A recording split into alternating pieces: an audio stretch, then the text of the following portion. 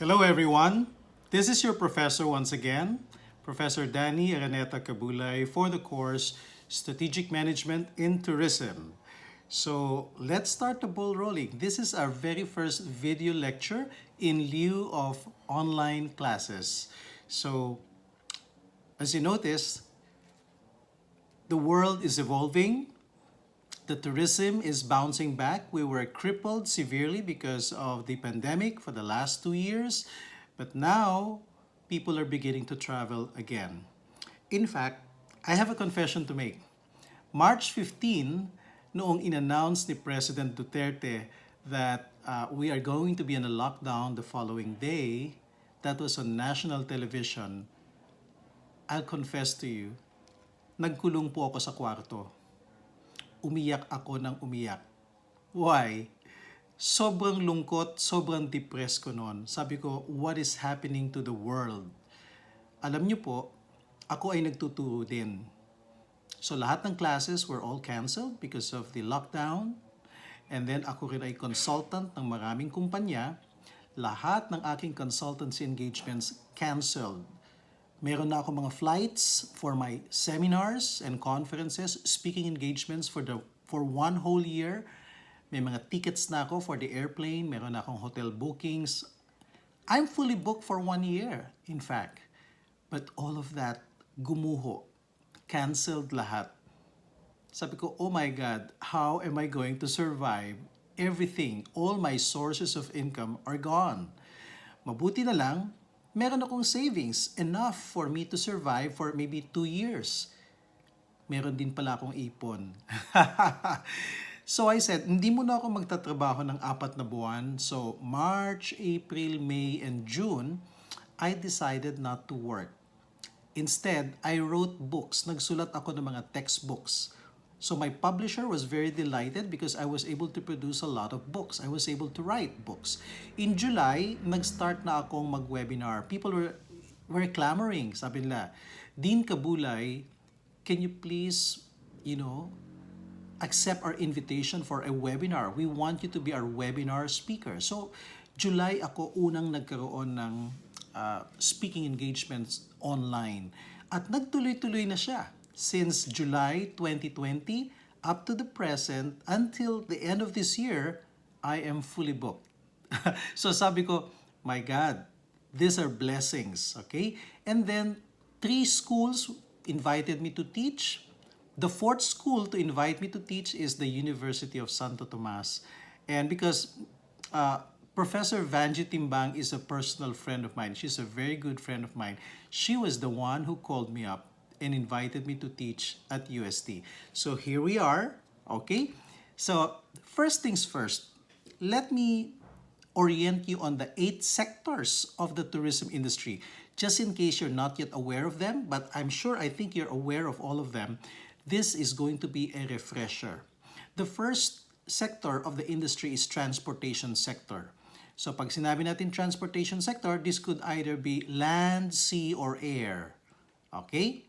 And then, so yung mga airlines, mga cruise ships, ferry boats, all of that, even bus companies, trains, no? Yan, those are all, or cars for hire, okay? So, second sector would be hospitality. Hospitality is probably one of the biggest sectors kasi it's so encompassing. Masyado maraming subsectors under that. So, you have the accommodation subsector. So pag sinabi nating accommodation, naku malawak yan. Nandiyan yung mga hotels, resorts, condotels, apartels, bed and breakfast, camping sites, etc. Okay? Dormitories even, hostels. Okay? So malawak yan. Sa hotel pa lang may mga categories pa yan like 5-star, 4-star, 3-star, and so on and so forth. Okay? Tapos yung mga small hotels, may mga boutique hotels pa na tinatawag. Okay? Mid-market hotels. Okay? Mid-market is somewhere between 3-star and 4-star.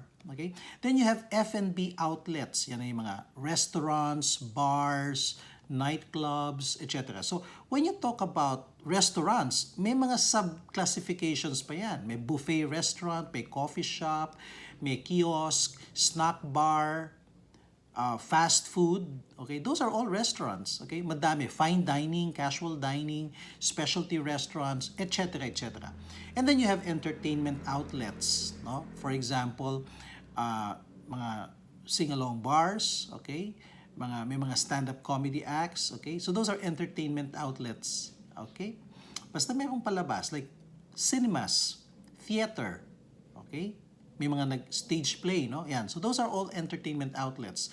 Kasama lahat yan sa hospitality. Even merchandising, like for example, mga souvenir shops, mga malls, they're all part of the hospitality. And then you also have leisure, okay? So yung mga spa, fitness centers, yan, massage parlors, they're all part of the hospitality. So yung hospitality sector, napakalawak niyan. Okay? Then the third one is government or the public sector. So you're talking about the main national tourism organization, which is the Department of Tourism. It has some attached agencies, okay? And some allied agencies like DOLE, and also you have DOTC, and so on and so forth. And then you have the regulators like the Securities and Exchange Commission, the BIR, the Bureau of Customs, the PRC, Regulatory Commission, and then you also have COA. Okay, those are all regulators. Then, travel trade sector. So ito yung mga tinatawag din na intermediaries. So these are travel agencies, tour operators, yung mga tour guides, yan, kasama yan dyan. Then you have attractions. So this could be natural attractions, man-made attractions, and even events like festivals, okay, and religious festivities, okay? And then MICE, you're probably familiar with the acronym MICE, Meetings, Incentives, Conventions, and Events. So sino itong mga to? Event organizers, venues like PICC, okay, that's a venue, no? SMX Convention Center, yan, suppliers, etc. Then you have the academe. These are the schools and training centers, yung mga TESTA courses, nag-offer ng TESTA courses, collegiate courses. So these are the tertiary schools, colleges, and universities, training centers, and even senior high school kasi meron silang tourism track, okay? Or hospitality or culinary track, okay? Then finally, the eighth sector is media. So when you talk about media, kasama dyan yung mga media and advocacy groups, no? Kasama dyan yung mga news organizations, NGOs, the press, social media specialists, etc. Okay? Mga PR firms. So medyo malawak pala ang sectors ng tourism, okay? So when you talk about, you know, the whole strategic management as a discipline, there are 4 areas by which managers perform their work. They plan, they lead, they organize, and then they control. So critical din yung planning. Bulk of a lot, before you can even manage, you have to start to develop a plan, a strategic plan. Okay? So to do that, there are 7 steps: environmental scanning, crafting and revisiting the mission, vision, and values, defining the organizational goals and targets, selection of sensible strategies, you formulate the action plans, you formulate the budget, and then you assess the risk and plug through controls. Okay, so these are the things that we will follow all throughout the course. Okay, so you will develop your Strama paper. Okay, so the first step really is environmental scanning. This is our lesson for today. Okay, so we have to scan both the internal and the external environment. So when we talk about internal environment, that is within the organization. But when we talk about the external environment, that's outside the organization. So one tool that is the favorite of many business analysts or strategic analysts is the 5 forces of the market model. This was developed by a professor, the former dean of Harvard Business School, Dr. Michael Porter. That's why the common name of this framework is the Porter Framework. It's named after him. So according to this framework, there are 5 forces of the market. So to understand an industry, okay, there are 5 forces. The most critical is the one in the middle, the competition. Sino bang magkakalaban? And then the new entrants. And then the substitutes, the suppliers, and then the customers. We will tackle all of this one by one. So when we talk about the competition, these are companies that have been in the business for 2 years or more. So they're kind of more or less established. They offer the same products and services. Okay? Pare-pareho sila ng ino-offer. Kaya pag sinabi natin na chicken and burger restaurant. So, sino yung mga chicken and burger restaurant na yun ang ino-offer na product? Fried chicken and hamburger. So, all of those are in the competition. They're located in the same place, perhaps within 500-meter radius. So, that's about half a kilometer. Okay? Pag more than 2 kilometers na, hindi mo nakalaban yon. Okay? You're not directly competing with that establishment. The price range is approximately the same and they're targeting the same market segments. Okay? Then, when we talk about new entrants, so basically, these are also competitors. However, they're relatively new in the business. Tipong 1 year old, 6 months, 2 years or less. No?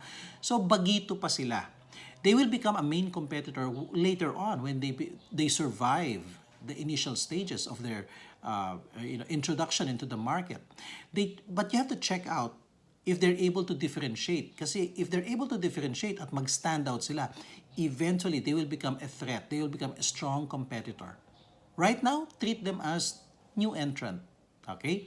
They tend to be a minor challenger, but when they're really good, they're popular, then they become a major competitor in the future. So beware. If it is a strong challenger, they can evolve eventually to become a threat. Now, what about the substitutes? Another term for substitutes would be indirect competitors. They're not exactly offering the same products and services, but they tend to address the same needs of the customers. So that means they have very strong attributes to be able to become a substitute. For example, nagugutom ako. I would like to eat something light, okay? Like a snack. Okay. If you're trying to study Jollibee, for example, which offers fried chicken and burgers, and what I see in the vicinity is not Jollibee or McDonald's, but what I see is Chowking. Chowking offers Chinese merienda items or even lunch. Well, it's not directly competing with Jollibee, but maiibsa ng gutom ko pag kumain ako sa Chowking. So they're really a good substitute. Yeah? So that's the concept of a substitute. You address the same needs, the need to fill in my tummy with something light, a light merienda, but they're not exactly selling the same products. Okay? So market patronage already exists for these substitutes. Your products and services are replaceable or substitutable.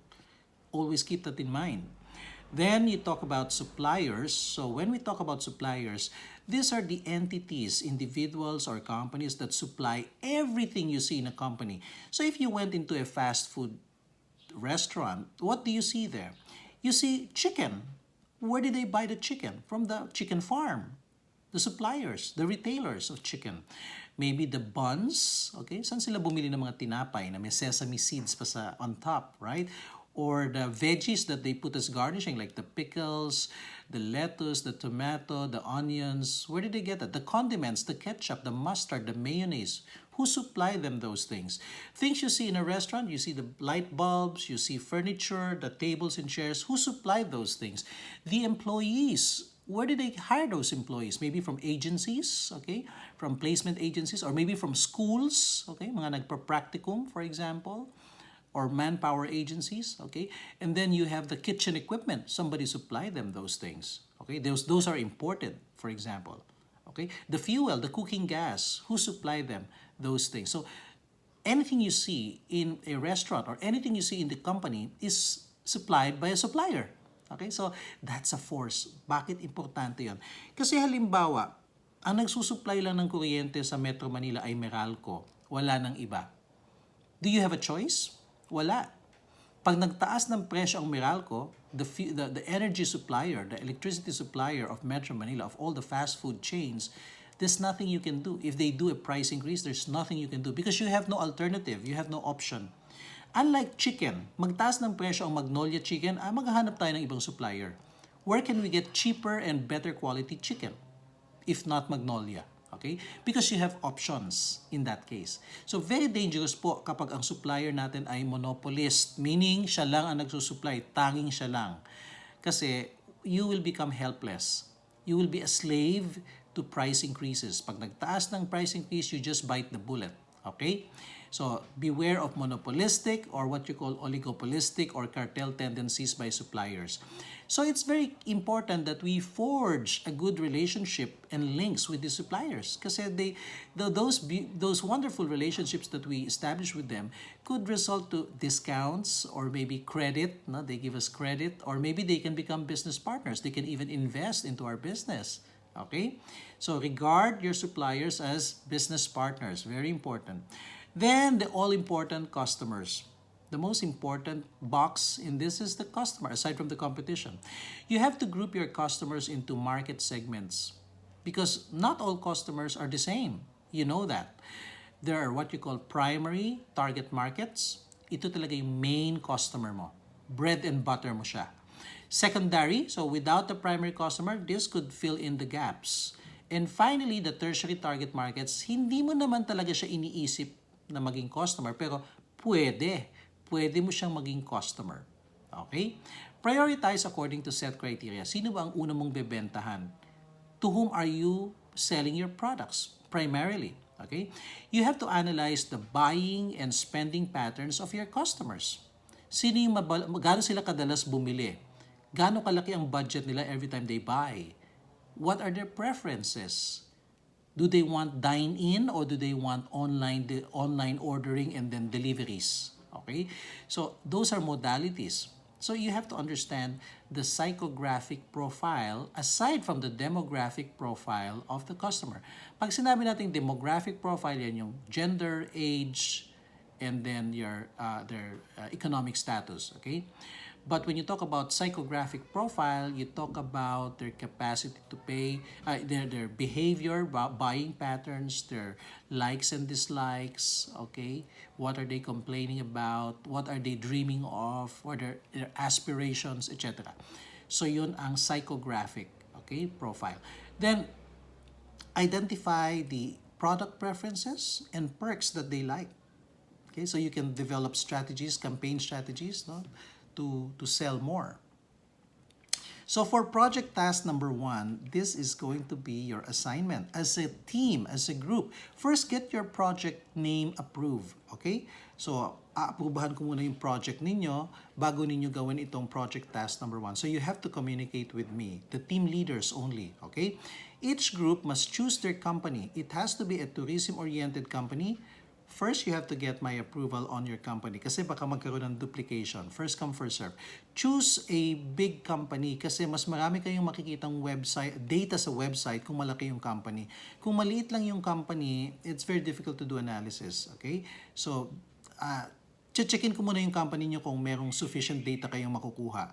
I will disapprove if there is not enough data I believe that you can get from that company, from the website. Because most of the data you will get will be from the website of those companies that you will choose. So check out the website first of those companies. So choose big companies like, say, Philippine Airlines or maybe Cebu Pacific for transportation, or maybe Caribbean cruises. No? You might want to look at those big, even foreign firms are okay. Okay, you may want to look at, say, Disneyland. Okay, that's a big company, or that's a theme park, right? Or you may want to choose something like Hyatt or maybe Shangri-La or any of the big chain of hotels like Dusit, okay, Intercon, Conrad Hotels, etc. Okay, you choose. Or Waterfront Hotel, a local hotel. Yeah, meron silang website, very extensive. And then, develop a Porter framework for your chosen company. So, kagaya ng pinakita natin na model, 5 forces of the market, 5 boxes ang gagawin nyo in one whole bond paper. So, you have to use Word format and then try to make a 2 to 3 page explanation of the framework. Paliwanag mo, ano bang ibig sabihin ng framework na develop ninyo? Okay? Now, create a team group chat in FB Messenger with all the team members as part of that group chat, and you add me. Danny Kabulay ang pangalan ko sa aking FB Messenger. Okay? You add me as a member of your group chat so I can access. So you can send me messages to the group chat. All your submissions will be through the group chat pertaining to your group project. Okay? Name the team group chat after your company prefixing the word Strama because that's our subject. So Strama, for example, napili mo Shangri-La. Strama, Shangri-La. So kung Philippine Airlines, Strama, PAL. Okay? So kung ang napili mo naman ay restaurant, for example, Bistro Holdings or Maxis Restaurant. So you say Strama, Maxis. That's the name of your group chat. Okay? As easy as that. Submit your project task number 1 in Word format to the team group chat to the professor Thursday next week. Okay? So stay tuned. There's going to be a follow-up video after this. Okay? Ciao!